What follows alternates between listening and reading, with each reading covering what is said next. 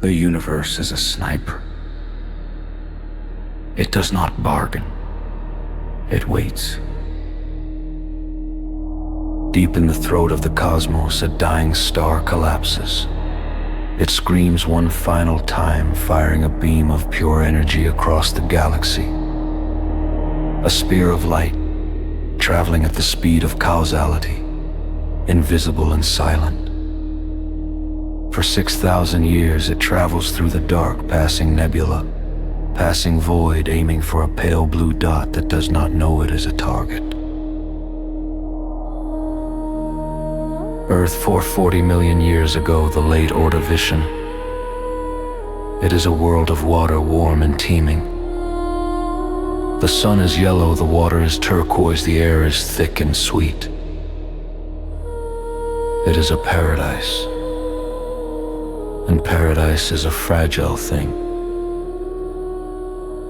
An orthocone drifts over the reef, a shelled king 6 meters long, the master of this shallow sea. The sky breaks not with fire but with light, the blue atmosphere bleaches white, then violently violet, a chemical bruise spreading across the heavens. The shield is gone, the invisible guillotine has fallen.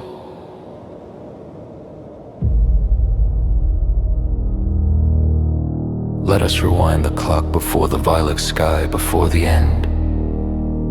Welcome to the Ordovician, a planet where the continents are barren rock, but the oceans are a cathedral of life.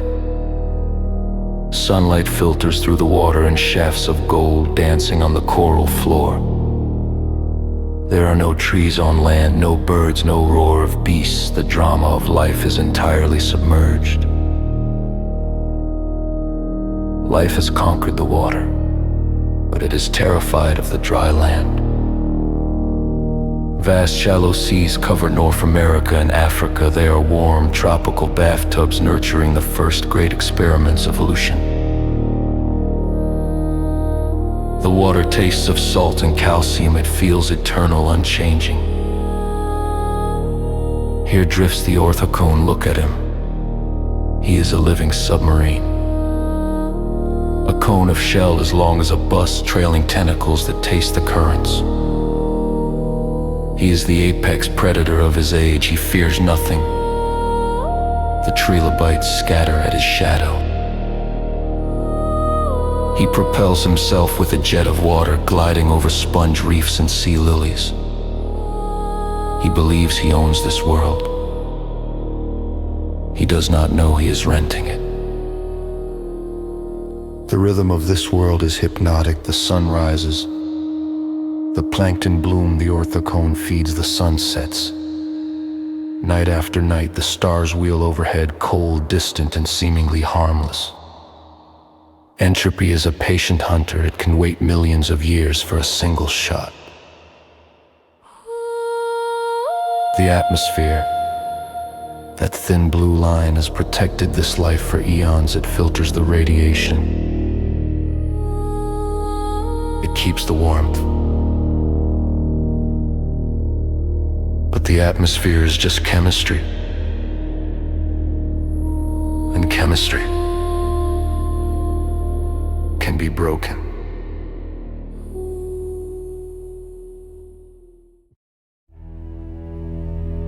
It happens at high noon. The gamma ray burst slams into the upper atmosphere. A silent explosion of ionization. The molecules of the air are ripped apart. The sky is not burning. It is mutating. The nitrogen and oxygen in the sky are shattered, fusing into something new, nitrogen dioxide. A brown, toxic smog begins to form instantly, blotting out the sun like a bruise. From the surface, the orthocone sees the light change. The comforting yellow sun turns a sickly, dim orange. The ozone layer is gone. The earth has lost its skin. Without the ozone, the full fury of the sun's ultraviolet radiation pours down. The false aurora lights up the day. Electric blue curtains of light dance across the equator, beautiful, lethal. The radiation hits the water. It penetrates the top few meters of the ocean's surface. The plankton, the microscopic foundation of the entire world, are cooked alive in their own home. Their DNA unzips, their cells burst, the water turns cloudy with the dead. The Orthocone does not feel the radiation directly, his shell protects him, but he feels the hunger. Famine is not a noise, it is a silence that spreads. The plankton die, the small fish that eat the plankton starve, the trilobites that eat the waste starve.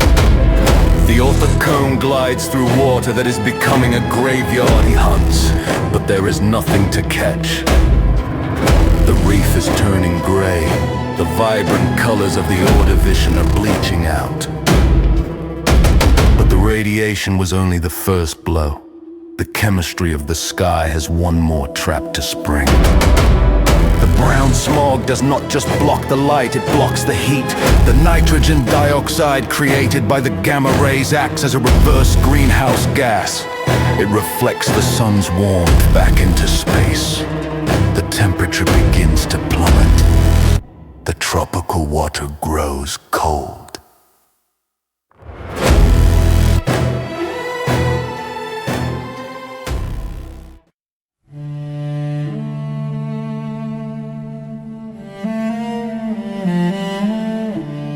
Fever is dangerous, but hypothermia is fatal.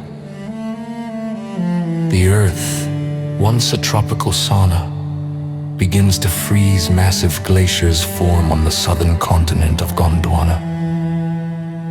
White ice eats the land. It locks up the water of the world. As the water turns to ice, the sea levels drop. The shallow, warm oceans, the home of the Orthocone, begin to drain away. The Orthocone finds his world shrinking. The water recedes, leaving the reefs exposed to the freezing air. The coral dries and cracks. The sea lilies are crushed by the weight of their own bodies. He is forced into deeper, colder water. But he is a creature of the warmth. His metabolism fails. He is a king without a kingdom. The cold makes him sluggish. He cannot hunt, he cannot move, he simply sinks. He comes to rest on the bottom of a dying sea. The water around him is clear, cold, and empty. The silence is absolute, no clicks, no swishing fins, just the weight of the ice above. The Orthocone retracts into his shell one last time. The sniper strikes from light years away, and the victim dies alone in the dark.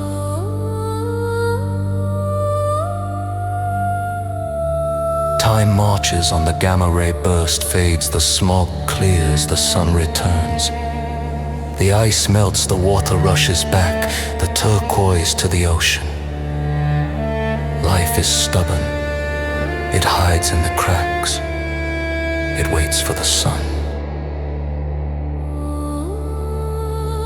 From the deep ocean, the survivors emerge, not the giant orthocones, they are gone, but small, strange things, fish with jaws, the ancestors of the vertebrates. Because the giants died, the small things could rise. The empty oceans were a playground for new experiments.